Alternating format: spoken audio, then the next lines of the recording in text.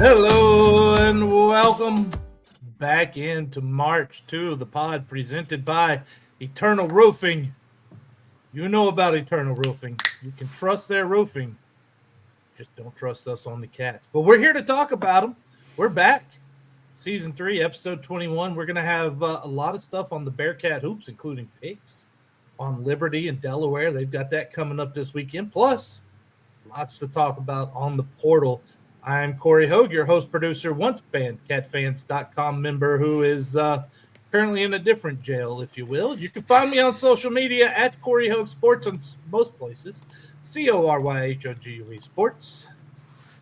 And joining me, as always, is the guy we hope had a much better Christmas, the ball knower of the podcast, the man behind sports of SHSU on Twitter and Instagram, COO of the Cat Fund, and a guy with a real job, proud Bearkat himself, Ben Sorrells. Ben, how was your Christmas, man?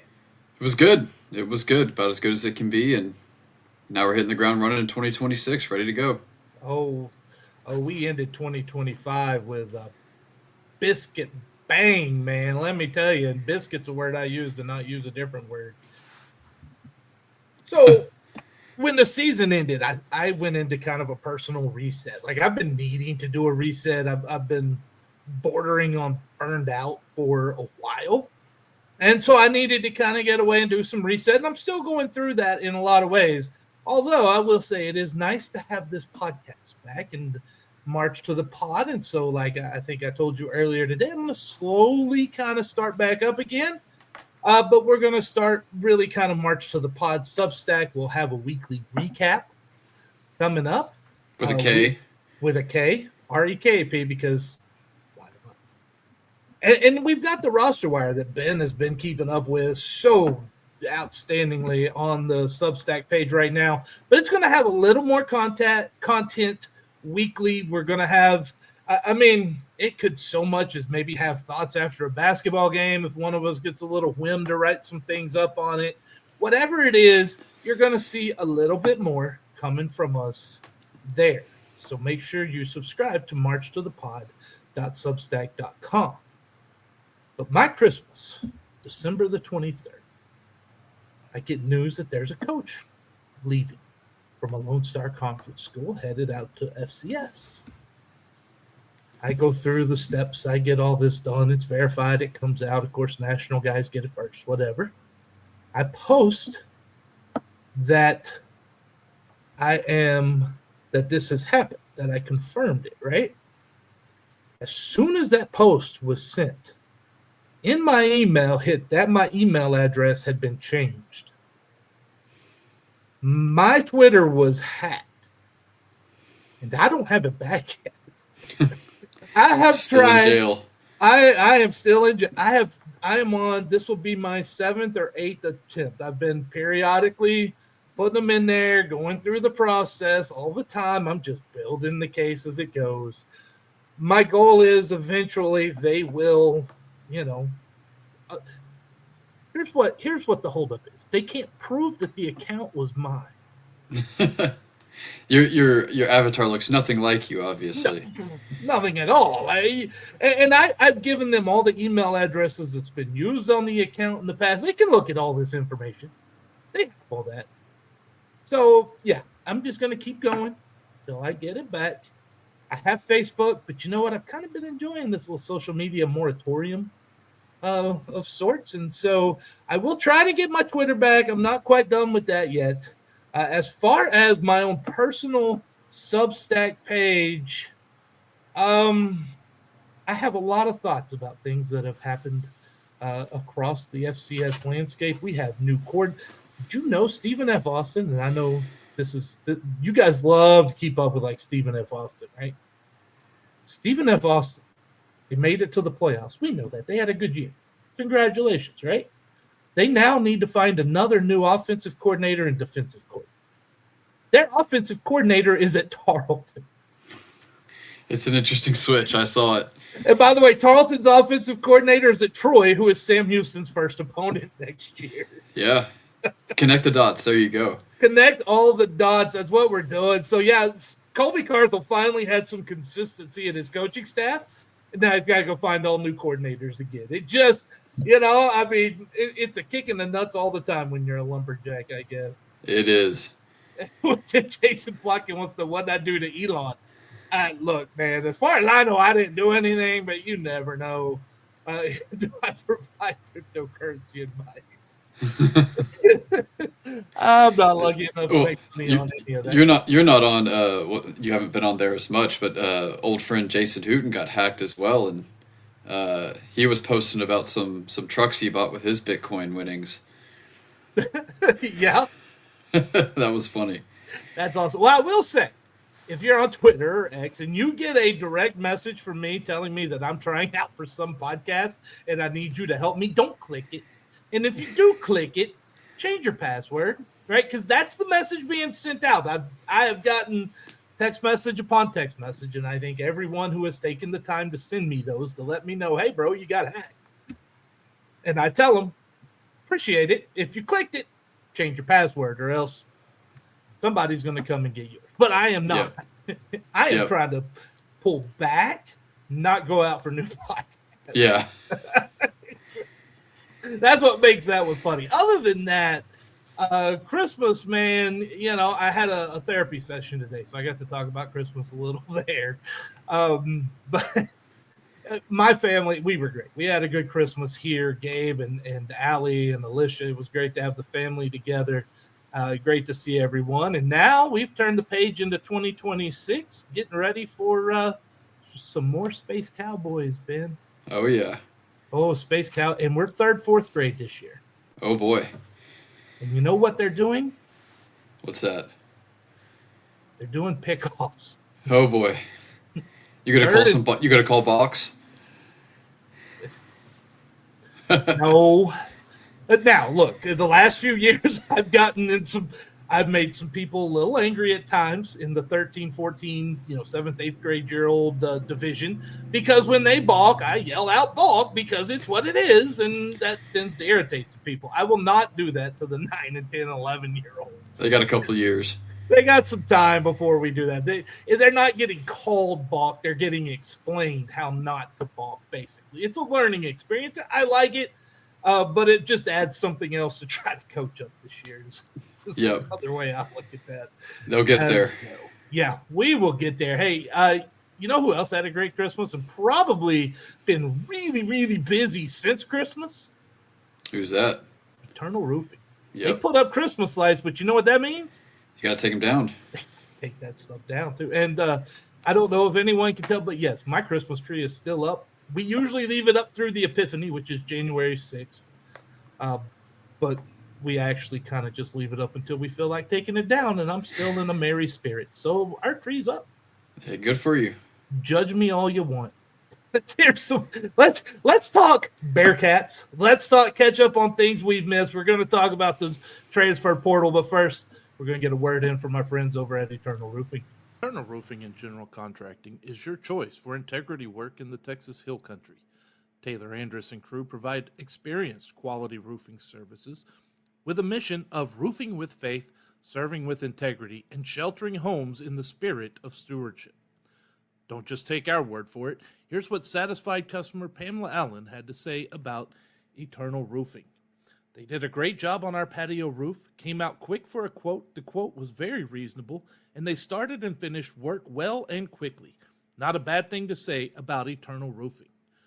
Give Eternal Roofing a call today at area code 830-251-5673 or area code 936-215-8539, or you can email them taylor@eternalroofingtx.com. Big thank you to our friends over at Eternal Roofing. And Benjamin, this portal, it officially opened a few days ago. Officially, right? People. One thing I have not commented on because I still haven't written it, but one of the things that really I found friggin' interesting was when a running back at halftime of a playoff game that you are leading tweets out that they're transferring after the season. They're entering the portal. They put this out at halftime of a game that they're winning. Yeah, and wasn't there a Texas State player that I think he said post game he's like can't wait to be back next year, and then an hour later after the game he posted he was in the portal or going in the portal. Trey Page the third, man, that's diabolical to post that at halftime of a game your team is winning. Yeah, That was something. And then hey, I was at that Texas State Rice game. I was helping with the stats again this year in the Armed Forces Bowl, the bowl for the brave. But did you see what happened there? no. Oh, you talking about the injury? No. Oh. Well, no, he was fine. Thankfully, he was fine. That dude, I was watching that through the binoculars since I was keeping stats, and that looked bad. Yeah. That looked pretty bad. It was right in front of where we're positioned up there. I had a really good view. I didn't want of that head snapping the way it did, but thankfully he's okay. I'm talking about pregame, dude.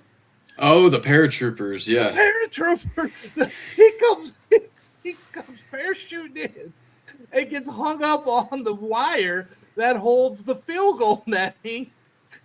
It starts to curl up. I think he might have cut it because they have that ability. I'm not sure.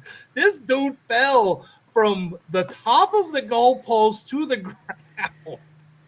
And wasn't there one that landed outside the stadium too because he missed? I don't know if he missed or if they. Dude, everything was so messed up with that day, right? Like, even on the flyover, one plane didn't go over the stadium. Yeah. And then when that paratrooper comes in and gets caught, the next one went around. I don't know if he missed or if they told him to go to the parking lot or where in the world he might have landed. Yeah. That hurts when you land up with your Right. in. And then that dude falls. And of course, my wife is like, I was hoping somebody would break his fall. No, you don't. You get out the way. Yeah.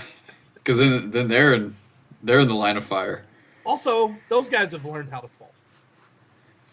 That's part of their training. Yeah. Right? Like they learn how to take a fall more than twice your height can kill you. That's a medical fact. But these guys also they go through fall training because you have to prepare for what could go wrong when you're doing something like that. Yep.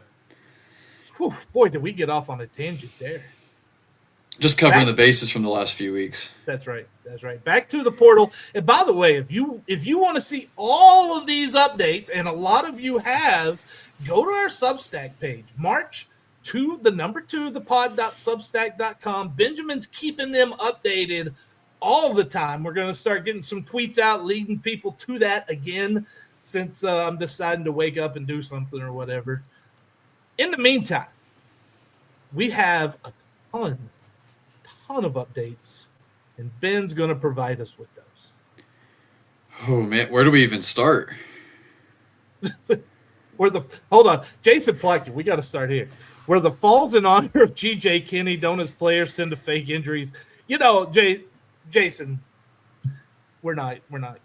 I have things that are written in this script that could get me in trouble today, and I'm trying not to, Jason. I know, we're trying. Trying not to. Okay, where do we start? How about we start with who's leaving? Well, the entire offensive line. That ain't great, Bob. Yeah, well, we can just start from the top. So obviously, Mabry Matoyer at quarterback. That's one to know, and I'm just running through the list here from top to bottom. Obviously, looked like Landon Locke was going to be the guy next year, so Mabry Matoyer moves on. Wide receiver, a couple guys, Lonnie Atkinson and Fatu Makuba. Two guys that didn't play a ton during their time here, the 2 years they were here, but guys that I thought could really contribute next year. Really highly regarded recruits.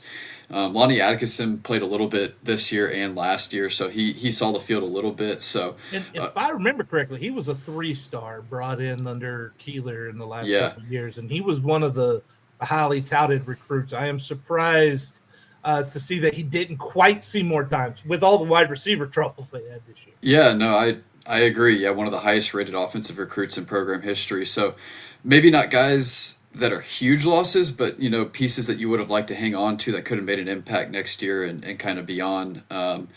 Tight end, continue with the portal, Dylan Burke and Rayfield Lawton. Lawton announced today that he is going in the portal. Add to that Austin Smith, who's graduating, and you lose probably your 3 most productive tight ends from this year. That's been a position they've really been hitting hard this week. Offensive line, this is the position where you've been hit the hardest. Rhett Larson, who was your right guard, hits the portal. Colt Dieterich hit the portal now at Washington. He's committed there. One of the top graded tackles. Hold on, did he take that quarterback's money? Oh, maybe. That might be. I saw about that.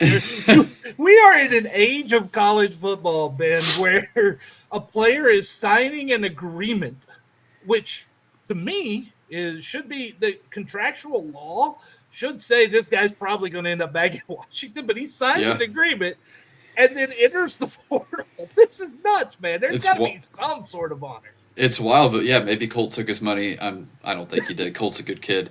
Also lost Mitch Lee Joseph, who was one of your two guys at left guard, along with William McCollum. McCollum's graduating. Also lost Luke Eckert to graduation at left tackle, James Don at center to left tackle. So you're really without your entire offensive line from this last year. Some big losses there. Defensive line, Zyke Lawton went into the portal. He was a guy that I had originally had as someone that was out of eligibility, but he got a medical red shirt, so he has another year left. So he'll hit the portal. So obviously it's a loss. He's a guy that played, but a guy I didn't really expect back. And then Jaden Scott announced he was entering the portal yesterday. DB that played quite a bit for you at safety, had 34 tackles last year. Jake Fitzgerald, your backup long snapper, also going into the portal. And then a sneaky one, Curtis Durand, punter, who had a really good freshman season. He is also entering the portal, was a guy that you would have loved to hang on to, had a really nice season and had 3 years of eligibility left. So, yeah, it is on the special teams side. So you're up to 12 guys that have entered the portal to this point. It's still open until the 16th, I believe it is, but those are your portal losses at the moment. Okay, I got a question for you. 12 right now. I know there's still time. What is that, more or less than you were expecting at this point? Probably a little bit less, but there's still a lot of time left, and the numbers are still lining up about where I thought they would be. You had 23 players graduate. You've had 12 enter the portal. That's 35 spots you got to fill. I would expect maybe a handful more guys to enter. Longo was saying he expects to have, 40 or 50 scholarship guys back, so that number would be maybe 5 to 7 more that enter the portal. Maybe they hang on to more than they thought they would. But, yeah, it's a little less than I expected, but there's just still so much time left, and you never know what's going to happen at the end. I'm in the stream with audio only, right? You still hear me? You're a little muffled, but I can hear you. Can't see you, though. Yeah, I don't know what... Now I can hear you. Okay, I don't know what happened to the camera, but, man, that's something that, for now, you just get to see a blank screen there, which is not a problem for a lot of people. Some things here. Chris Gilstrap watching on Facebook. Thank you very much for tuning in. Larson and Dieterich are big losses. That entire line is. And General Sam on YouTube, thank you for tuning in. We just missed out on tight end Lucas Hunter. Tight end's been a big position of emphasis so far this week. I forget the name off the top of my head. The FAU tight end is supposed to visit, and I believe the Portland State tight end is supposed to visit as well. They've offered 1 or 2 more, so it's a position where they've got to fill some needs and at least get some more bodies in there. Yeah, and look, I'm a little surprised that it is that it's been this few, especially what we were hearing back with things coming from the locker room per se. Well, I was kind of expecting a lot more to enter the portal. So 12 right now, not bad. We'll see how it ends up, though. Yeah, and another one I forgot, too, and it should be on the list here. I might need to add it. But Jamar Diaz is another one that hit the portal. Obviously a pretty big loss there. A guy that was a standout through the 3.5 games that he played. So that's another big loss. Some impact losses on the line of scrimmage, which is not something you want to see. The numbers aren't huge, but there are a good amount of impact guys like your Dieterich, Larson, Duran, Diaz, guys like that are going to hurt. Those are the positions, that line of scrimmage, where you need the age, right? The older guys are usually a little better because they've had more time. in the weight room and more time in the nutrition. So they tend to be a little better. That's why that line of scrimmage is so concerning. What do they have coming in? Yeah, so you've got 7 guys at this point in your portal class, JUCO commits. So to run through them, 2 of them are signed. I'll start with those. Colin, junior college offensive lineman Joseph Warren is signed. Obviously, O-line's a big position of need. Tyler, junior college DB Justin Cottrell was also a JUCO All-American at corner. Looks like he could probably be an impact guy there for you at corner position of need after you've lost some guys. And then Fresno City College DB Jalen Jones, he committed a few weeks ago, also not signed just yet. And then you've got 5 guys that you have officially signed this week. You've got Houston Edge, Zion Taylor, kind of a hybrid linebacker, defensive end. He'll play that beast position that they have that Jamar Diaz and Chauncey Cheedy played last year. Looks like that's where he's going to slot in. Arizona defensive lineman Jara Anderson, a guy that only played 1 game at Arizona the last 2 years. He was hurt 1 year, took a red shirt, but at Memphis as a true freshman a few seasons ago, had a really nice year, had 10 tackles, 1.5 sacks. I think he was on some freshman All-American teams or American Conference freshman teams. So looks like he could be a good pickup. He is listed as a defensive tackle. He's only 270. I am interested to see how they use him. Maybe they beef him up, keep him on the inside, put him on the edge. So we'll see what he looks like, but I think he's a nice pickup. Arizona linebacker Stacey Bay, a guy that's kind of gone back and forth between linebacker and safety during his career, was a linebacker. Arizona moved him to safety. Looks like we're going to play him at linebacker. That's what he committed as, was a linebacker. So a guy that didn't play a ton at Arizona, mainly on special teams, but another linebacker you're bringing in. Holy Cross wide receiver Elijah Carson, a speedster, burner guy, incredible in the return game. Had a kick return touchdown for Holy Cross last year. I think he had 2 called back as well. So even if he doesn't give you a lot in the receiving game, I think he could be a really dynamic returner for you.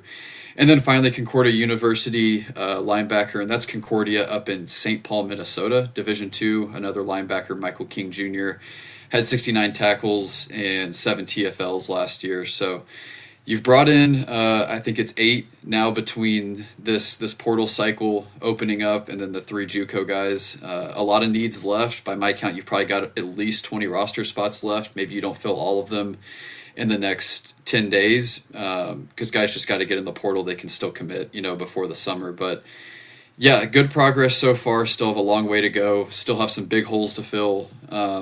Especially on the O-line and at quarterback, but it's a good start on defense. Still got a long way to go. Yeah. Is there any concern that some of these guys just didn't see a lot of playing time? They were all young. They're all guys with 3 years of eligibility, maybe 2 years of eligibility. And then a guy like Jara Anderson, he played a lot at Memphis as a freshman, was hurt 1 year, and then didn't play a ton this last year. Holy Cross and Concordia University, Elijah Case and Michael King, they played a lot where they were. The JUCO guys played a lot where they were. So there are a couple, like Zion Taylor, Stacey Bay, didn't play a ton. But I'm not too concerned about that, especially considering they're younger guys, and some of them are coming from bigger programs too. Yeah, I hear you. You just never know, right? Like a lot of these guys, you really don't know. And do they go off film of practices? How much can you really go off of some of that stuff is another question. Yeah, well, and the 2 Arizona guys that didn't play a lot the last 2 years in Stacey Bay and Jara Anderson, I tweeted this out last night. Kayla Zimkin, who's one of your recruiting coordinators, and then Blair Vaughn, who's your strength and conditioning guy, were both at Arizona before they came here. So they probably have some sort of connection, know them a little bit, which I think helps because they're 2 of the 3 guys that really haven't played the last 2 years, so I think that alleviates some of the concern for those 2 guys. All right, let's see what's coming in. Comments. I'm just going to say it's at Luna on YouTube watching. We appreciate it. Hope we focus on O-line some more. I think that's going to be the focus of the fan base throughout, in my opinion. Yeah, well, and it's a big concern for me. I tweeted it in a reply to someone this morning. you've got to focus on O-line. I mean, you've only offered one offensive lineman this week. Obviously, maybe not everything's public, not every offer's out there, not every visit's out there, but you lost all 5 offensive linemen. You also lose some depth that you had there, like Grayson Jackson-Smith graduated also. William McCollum graduated. So you're losing pretty much everybody that played last year outside of Cam Todd and maybe Isaac Sohn a little bit.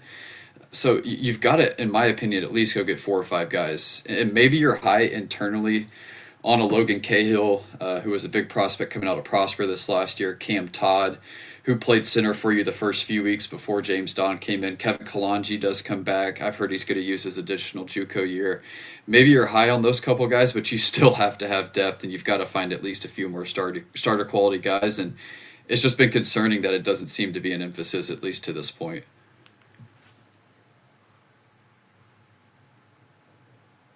Well, I can tell you that there will be no camera for me for the rest of the day. I'm not sure what happened. You cannot find it anymore. And I don't know if you could hear me a minute ago, but I had a nice little word. Well, I can hear you right now.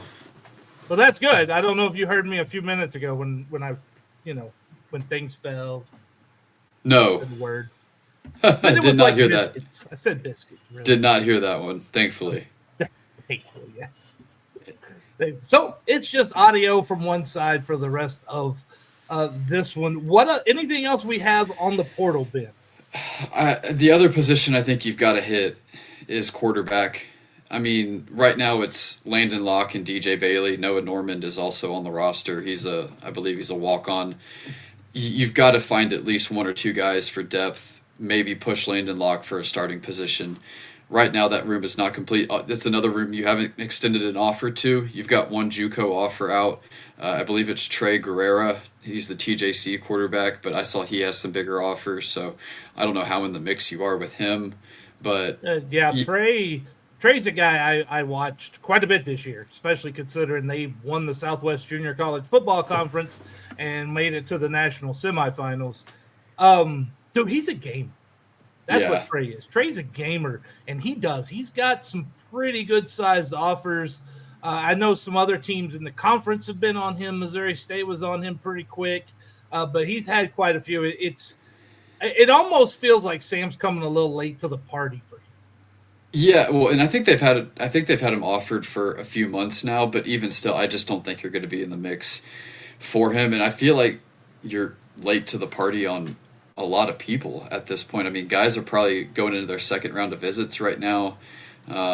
I really don't know what the plan is, because you can't go into 2026 with the quarterback room of Landon Locke, DJ Bailey, and Noah Normand. It's just, even if Landon Locke has taken the next step, I mean, that is not a deep enough room. There's not enough proven depth. You've got to bring in some guys that can push Landon Locke, or at least give you a chance if Locke goes down next year. So O-line and quarterback are my big positions of concern right now. We're almost at a point where if you're not, there is no laws against tampering. Yeah. There's nothing against tampering. So these guys, why do you think the Washington quarterback signs an agreement and then leaves? Because reportedly LSU is offering more, right? Like right now, you're not really breaking the rules by getting in the mud. You've got to kind of do that, unfortunately. You got to do something, or you've got to just go all in on a guy that's in the portal right now that maybe doesn't have a ton of interest. And it's the same with offensive line, really. I mean, just from a numbers perspective, you're losing 1, 2, 3, 4. You're losing 7 players, and you've brought in 2. Just from a numbers perspective, I mean, you got to bring in 5 more just to be whole at that position. So, I mean, it's just a big concern for me at those 2 spots. You need at least 10, especially with injuries, 10 that you can trust. Yeah, well, and I listed 3 guys that I could see us being high on internally. You know, Cam Todd flashed a little bit at center. He did a decent job. Isaac Sohn started to get some time at left tackle. There at the end of the year, maybe 4 total. Logan Cahill, I think, could be a nice player for you out of Prosper, and then Kevin Kalanji also. But even those 4, all 4 of them have question marks, and they haven't really played a ton at this level. Yeah, it's gonna be interesting. We'll keep you updated. We will have weekly updates on the portal. And if you're enjoying the show, help us grow by rating and reviewing March to the Pod on your favorite podcast platform. Subscribe also to our Substack page, March number 2, thepod.substack.com. Also find us on Twitter. Yeah, we're still there as March to the Pod. Facebook, Instagram, that one hadn't got hacked yet. TikTok and YouTube by searching March to the Pod. That's March the number 2, the Pod. And we're also proud members of CUSA Podcast Roundtable. They have shows covering all 12 programs. We're going to come back and we're going to get caught up on the women's basketball program. We got predictions for tomorrow night's game. But first, let's hear another word from our friends at Eternal Roofing. Eternal Roofing only uses the finest materials in the roofing business while providing an exceptional warranty. Why do they use CertainTeed products? Because they complement any appearance, provide exceptional and reliable strength, and are known for their enduring performance. Here's what Shane Sosa had to say about Eternal Roofing. Taylor and his team are amongst the highest level of professionals. They care about their customers and go above and beyond just doing the job. Give Eternal Roofing a call today at area code 830-251-5673 or area code 936-215-8539 or email Taylor at eternalroofingtx.com. Big thank you to our friends over at Eternal Roofing. If you're just tuning in, well, there's only one video today. We get to see Ben's great face because my camera decided to go out. I hadn't used it in a while. Maybe he got mad at me. Yeah. Welcome back. It's a welcoming gift. Dude, if that ain't starting 2026 off right, I don't know what is. I know. Well, speaking of starting 2026 off right, we got positive news on this front. The women's basketball 8-4 overall right now, 1-0 Conference USA. They started conference with a big 67-64 road victory over the Lady Texters last Friday in Ruston. That was a good win, Ben. Huge win. Louisiana Tech, a program that traditionally is at the very top of Conference USA, very tough to win on the road, and you scored 67 points on offense. And that is huge. You showed that you could win a game that isn't played in the 40s and 50s, and I got to watch the last 3 quarters of it. I watched the men's game before it and then had some stuff to do, missed the first quarter, but yeah, just an overall team effort, and man, Fanta Kone has just been such a fun player to watch this year. Really taking a step forward and was a big part of that win. So was Deborah Ogayemi. Your returners that came back that you expected to play a big role are doing just that. And yeah, you have a big test coming up tomorrow with Liberty. Huge test. And we got some numbers to show here in a bit, some national and conference comparison numbers to see, so that then there's some eye-opening things that I like from this women's team. You talked about Liberty, 4 p.m. Thursday, ESPN Plus. The Flaming Christians are 2-0. They're the Flames. They're Flaming Christians with both wins on the road. They beat New Mexico State 67-62 and UTEP 86-66 on Liberty. And look, it's hard to win on the road. Never take away from that.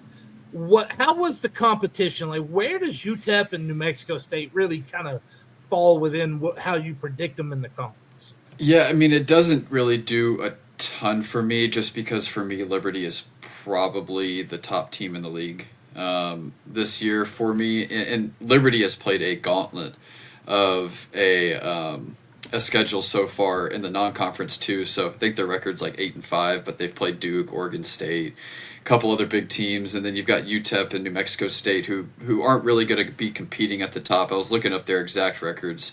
UTEP, they played James Madison. They're 8-5 overall. Yeah, they played Duke at home.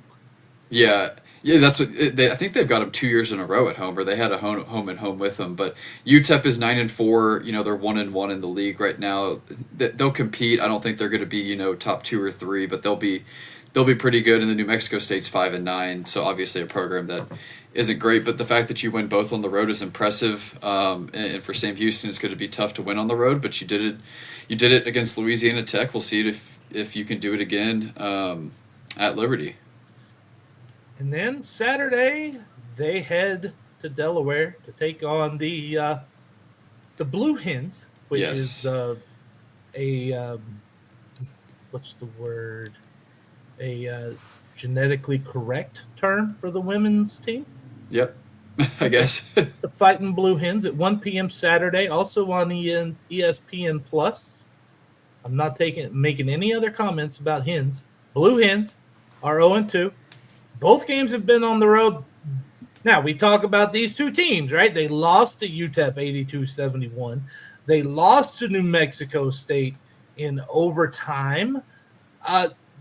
This one, it almost feels like coming off of the game against coming off that game against Liberty, that this is going to be one of those that the Blue Hens might just get a very angry Sam Houston team, and they're 5-9 overall. Oh no, that's the men's 6-8. They're 6-8 overall on the women's side. It just feels like they're going to get a very, very angry Cats women's team coming off of Liberty, likely. Well, yeah, I mean, likely, and I think it's a game, and I think you can start saying this about this Sam Houston team, that I think you're just flat out better from a talent perspective and a roster perspective. You're coming off wins against the 9-3 Northern Colorado team. You went on the road and beat Louisiana Tech. These are the kind of games that, even though it's the second half of a back-to-back on a long road trip, you got to find ways to win these. And we'll see if they do. If they do, I mean, the trajectory of this team continues to point up. And I'm really excited about where this team is. The offense has made strides throughout the year. The defense continues to do what it always has. So, yeah, it's a big road trip. If you can split it, I think that would be a really good start for you. If you go 2-1 after starting all 3 games on the road, that's a great start. It would be a fantastic start. Delaware hosts La Tech at 6 o'clock Thursday. Okay, well, what are some of the comparisons? I've got them here for us.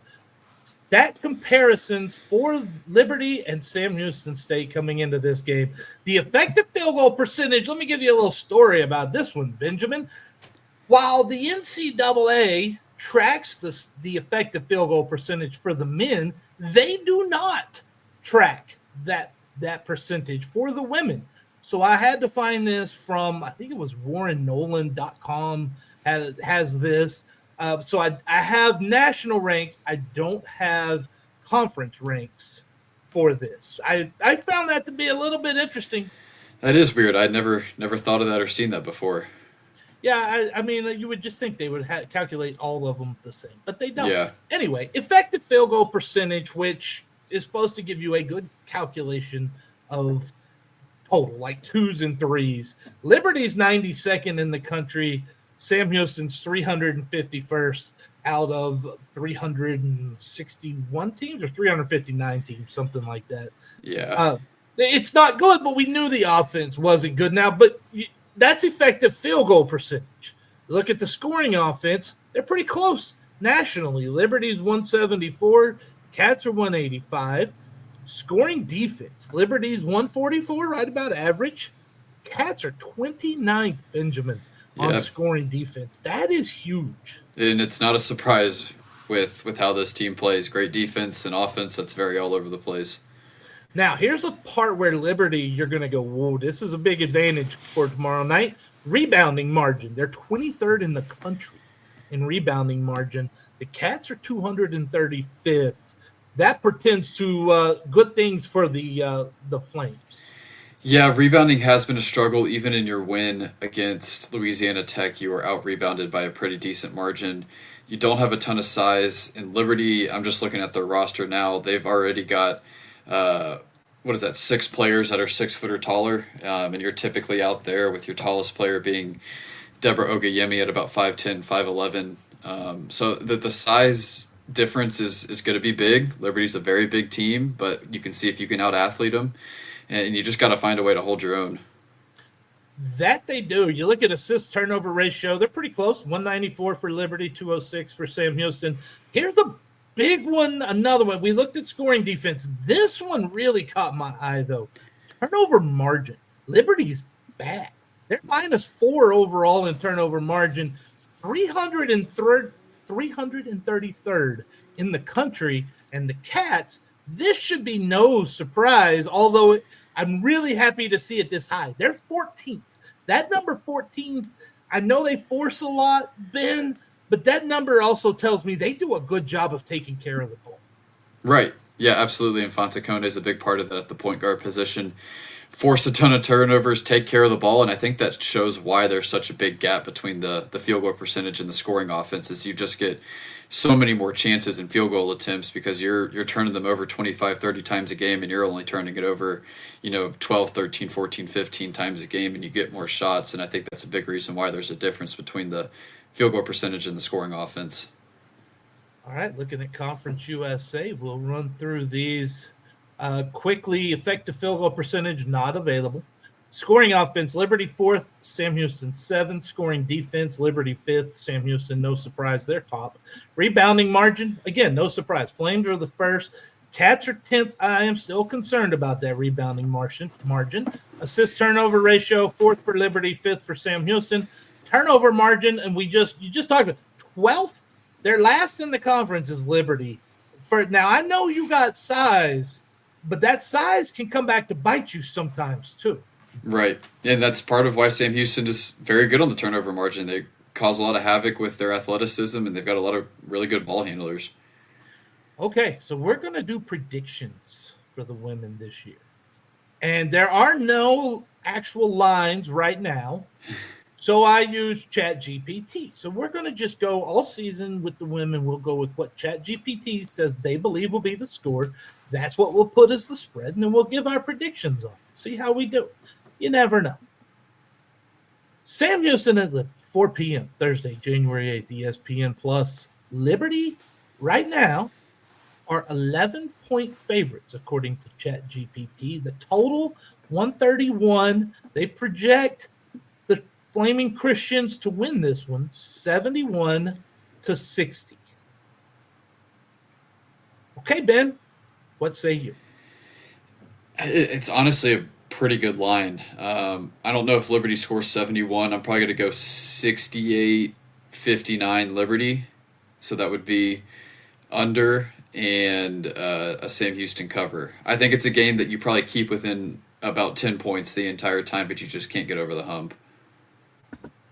There are things I see here where Sam Houston could really, really give this team some trouble. Because when you look at the rebounding margin, which is truly where Liberty has a very distinct advantage, that's defensive rebounds. They don't give up a lot of offensive rebounds. But they also don't collect on the offensive end very well. They're 96th in the country. They get 13.5 offensive rebounds per game. For comparison, the Cats are 16th. They get 16.5 offensive rebounds per game. So defensive rebounds is really where Sam Houston's not good. So it's kind of almost strength on strength here in this game. I do think that Liberty wins this one. I don't think it's going to be near 71-60. I think it's 61-57. I can see Sam Houston's pressure giving them fits, keeping it low scoring. Liberty with the experience will pull away a little at the end. They win 61-57. I've got the Cats covering and going under. Yeah, no, I agree. And if it's a game that is that kind of score, that's the kind of game you want to get into as a Sam Houston team. Oh, yeah, you want to muck it up as much as you can muck it. Right. And I said muck, just to be clear. Before I say anything else worse than muck, let's get in another word from our friends at Eternal Roofing. When we come back, we'll have a Cat Fund update and get you some men's basketball updates as well. Eternal Roofing is locally owned and dedicated to giving back to the community by supporting local organizations and charities. They are also the winner of Nextdoor's Neighborhood Faves for 2 consecutive years. And as you know, if you've listened to this podcast, Eternal Roofing is your choice for Christmas lights. They provide premium lights tailored to fit your home, season-long maintenance, and hassle-free removal. Kyle Tatum said, "They're very professional and great quality, on time and clean, and really made me feel like they cared for me and my home." Give Eternal Roofing a call today at area code 830-251-5673 or area code 936-215-8539, or you can email Taylor at eternalroofingtx.com. Big thank you once again to our friends over at Eternal Roofing. before we get to looking at the men's basketball and give our predictions there, and in case you're just tuning in, hey, and you're watching the video, you're only going to see one of us, so let's just put him solo screen and let him talk about the Cat Fund. Go ahead, Ben. Yeah, well, big thing we've got going on right now is our Sam Houston Golf Champions Dinner coming up January 30th at 6 p.m. at the Walker Education Center. I know our social medias have posted the links. We posted them a couple weeks ago. The golf team on their social media continues to post the links as well. If you need a link or can't find it, just shoot us a DM. But a great way to support our men's and women's golf programs. And it's a champions dinner. The men won the championship in 2024 for Conference USA. Women won the championship. Men won in 2025. The women won in 2024. So be able to celebrate them, support the program. Former Navy SEAL Randy Buziel is going to be there speaking. He's the guest speaker, friend of Coach Kieschnick. So going to be a good night, steak dinner that's going to be catered. Going to have some auction items as well. Definitely want to be a part of it. Dude, Navy SEALs have stories, man. Yeah, I'm interested to hear them. They've got some stories, and there's going to be a lot of things he can't tell you. Because if you, as I found out when I got out of the military, if you have a secret clearance and you've received any of that information, you cannot give any of that out at any point in time. You sign the documents saying so. So there will be things he can't say, but man, they also have some great stories. Yes. It'll be a good time. Definitely There's need you to be times there. my wife asks me some things, and I'm like, I can't always tell you. Nope, not even her. No. And look, it's not stuff that you really want to be talking about anyway, usually when it comes there. Yeah. Men's basketball, let's talk about that. That's also been mostly positive, but we got some things. 8-6 overall, but 0-3 Conference USA. Before Christmas, they lost to New Mexico State 87-78, a game they were in until the very last couple minutes. At Western Kentucky, they took a 102-91 loss last Friday, struggled defensively. They turned around, went to a good Middle Tennessee State team, and all three of these teams, in my opinion, are pretty good teams, I think, this year. Middle Tennessee State, 68-67 loss. That's a really tough one to take. Yeah. Last Sunday. I was there for that one. I was there in person in Murfreesboro. It was a heartbreaker. That one was tough. Is there anything that we should be worried about at this point? They seem like they're right on the edge. Yeah, you can only use it as a crutch for so long. It's such a young team. I mean, they look so good in non-conference play. I think the ramp up in intensity of conference play was a little bit of an eye-opener. The way you started some of these games was a little concerning. Middle Tennessee, you went down by 17. New Mexico State, I think you went down by almost 20 at one point. Held the lead against Middle Tennessee for a lot of the second half. Got it close against New Mexico State. Couldn't finish against WKU. You were up 14 in the first half. So you found it in spurts. You just got to find a way to put it together, and I think part of that is being a young team still trying to figure it out. But like I said, you can only use that crutch for so long. I think the other part of it too is you've had one home game since November 22nd, and it was a non-Division I game. You've gone to Oregon State, you've gone to Kentucky, you've gone to Tennessee, New Mexico, Oklahoma State. I mean, the travel has been brutal so far this year, and then you start your first three conference games on the road. I think that plays a part in it too. And on the men's side, the road teams to this point are 3-15 in conference play. So I think the big part in conference play is you got to defend home court, and that starts this weekend with Delaware and Liberty, and then you got to find a way to probably steal 3, maybe 4 games on the road out of your 10. If you can go 4-6 on the road, something like that, I think that wouldn't be terrible. So those are just some of my initial thoughts from what we've seen so far through these 3 games. Okay, so I'm going to bring a baseball thing into it here. In their baseball team to make the playoffs, you want to take care of business at home and finish 500 on the road. Feels that way with Conference USA men this year. Oh, yeah. That's really what it feels like. And that, it's not just baseball. That actually does go for a lot of sports. It's hard to win on the road. This team's been on the road a lot. Yes, I get they're young. But another thing I don't want to lose sight of this. I know it's important. And they got to learn these lessons. Like what you talked about, falling behind. Got to be able to start well. having a lead and Gotta not finish. being able to hold it, right? Those are things that you have to learn, but that's why we have these games. That's why this happens. But let's make no mistake. This season, only thing that truly matters is winning the conference basketball tournament. That's it. Yeah, and you just got to get in the top 8. That's and there's really not a ton of separation. I mean, honestly, to this point, Middle Tennessee is probably the most impressive team that I've seen. I mean, they beat Louisiana Tech at home 2 days before you by 35. They lost by, I think, 8 or 9 to Houston on the road last week too. So, yeah. So I mean, they are legit, and you were 2 seconds away from beating them on the road on the second game of a back-to-back road trip. So you find a way to get in. It really doesn't matter what seed you are. Just find a way to get in the tournament, peak at the right time, and with the way how young you are, I mean, these kids, you've got 17 more games just until the conference tournament, and you've only played 14 to this point, and you've seen a lot of these kids develop a lot. I mean, Jacob Walker, Jacoby Coleman, Matt Dan will give you some minutes. Isaiah Manning has really come on strong. So who knows? It's really about where these teams are after they've played 17 more. It's all about the conference tournament. It really is. And there's an adjustment period. But these kids also are used to playing basketball a lot. So I don't think fatigue will worry in there as much in college as it does in the NBA. Like NBA rookies struggle with the schedule and the amount of play. I don't think that's going to be a case here in college. But the learning experience, and the thing is, what Mudge needs to get through to them is, look, you've now seen the intensity picks up in conference. And just so you know, it picks up a little more at conference tournament time.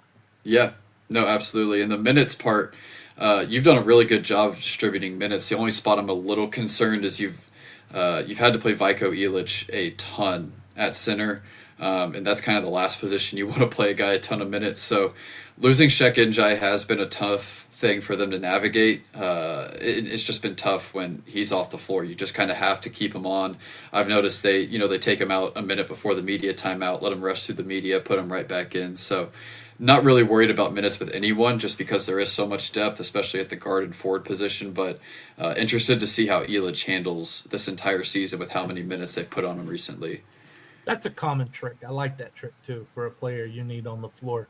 Yeah. Give them a minute or two before take them out with about a minute, last stoppage you think will be before the media timeout, and then that gives them that, and you kind of catch a couple minutes. It's a sneaky thing. I like how Mudge is doing that.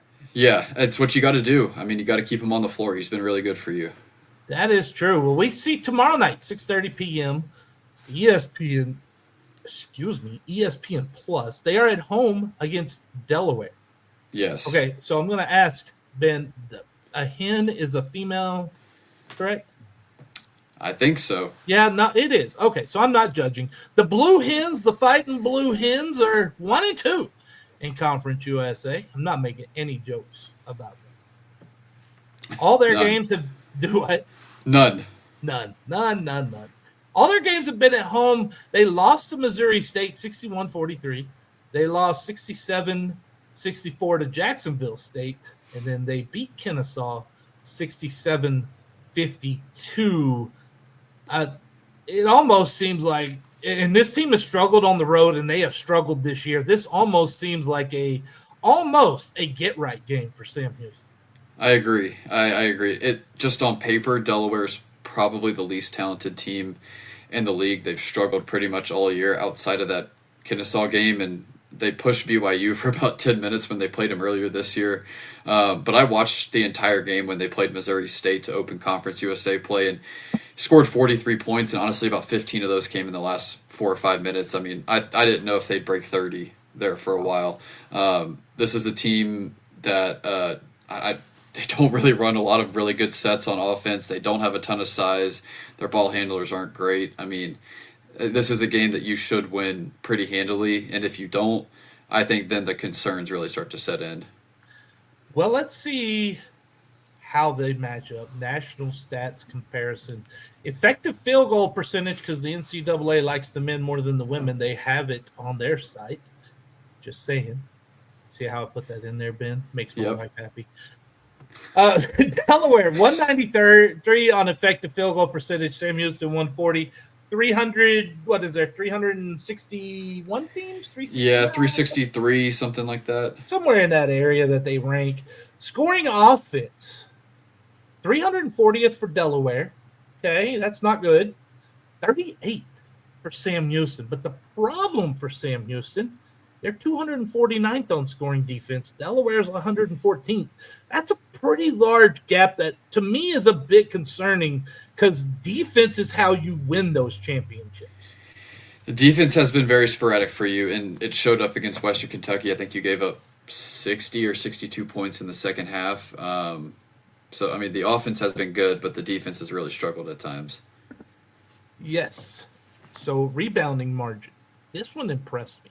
Not Delaware. They're 311. Sam Houston is 24th in rebounding margin. That's a pretty good deal.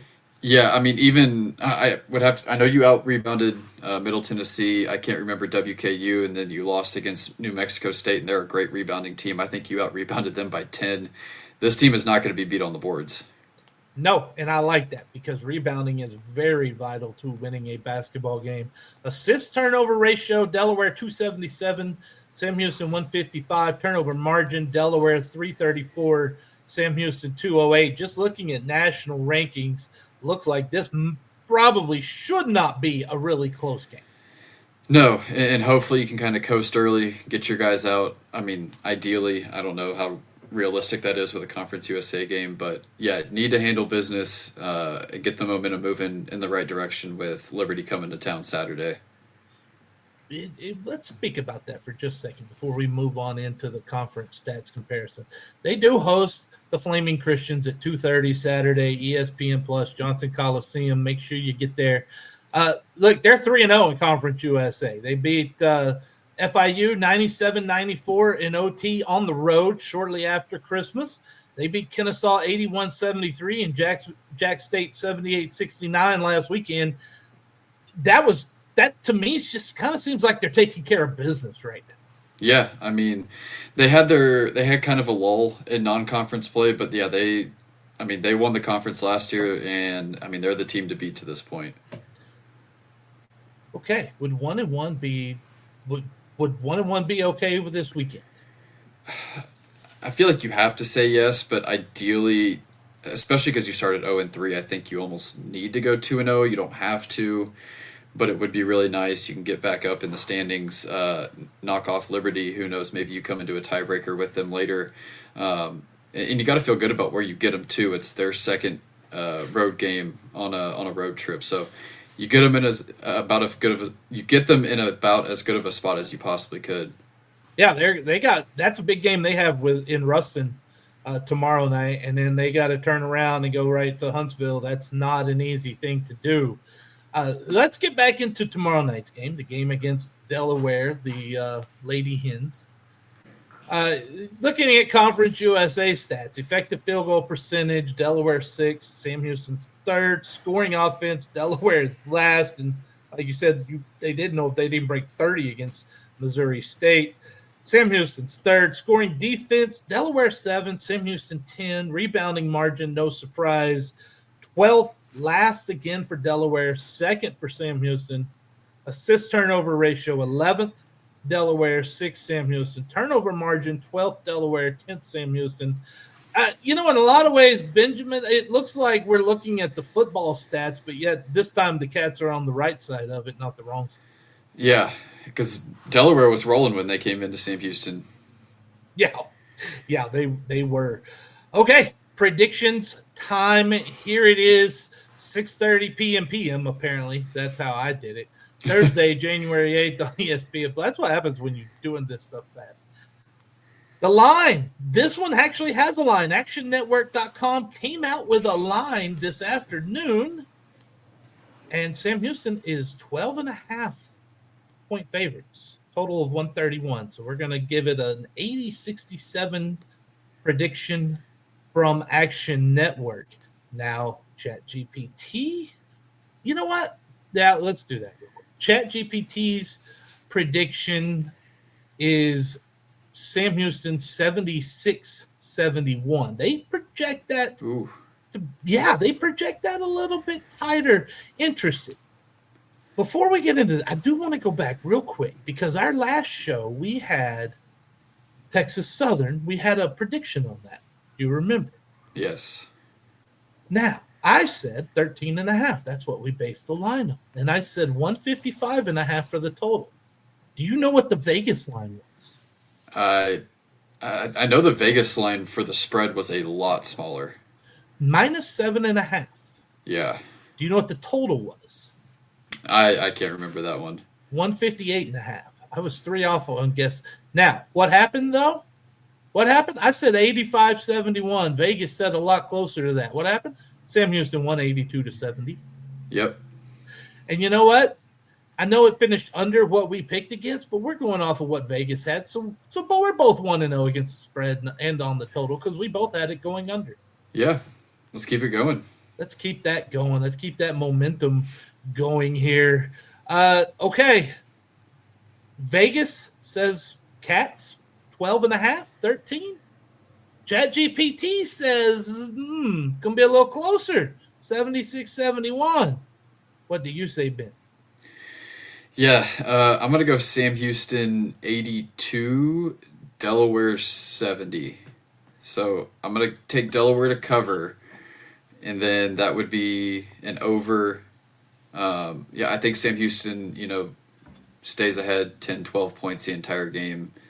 Doesn't quite cover and goes over. All right. We're not far off on our predictions here, but I think this is a get right game for Sam Houston. I think Mudge has this team ready. I think they've learned, like you said, what it takes to win in conference now. I think they come out ready for Delaware. I've got Sam Houston winning this one comfortably, 84-67. I've got a cover for the Cats. I've got it hitting the over. 146.5 seems like a really low total. So if there's one play I would say is the best, that would be the one. Yep. So, yeah, that's where I'm looking at. And then I'm going to say they turn around Saturday, and I think, again, Liberty's a business team right now. I think Liberty handles that probably 5 to 10 points. I don't know. I like the way our team and the way it's constructed lines up with Liberty. Liberty, they're going to put 4 guards and a forward out there. They're not going to throw a bunch of big, long, athletic dudes out there, but they're going to have a lot of great guards out there and a lot of great guard play. And you play 3 or 4 guards, all super athletic. And I think you stylistically match up well. I don't know if we win, but I think it's going to be a very, very close game.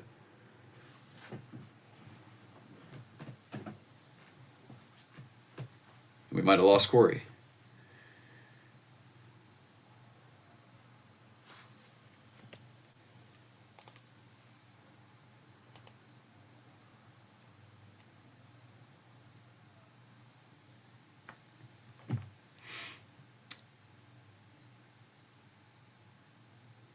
We will see if we get him back.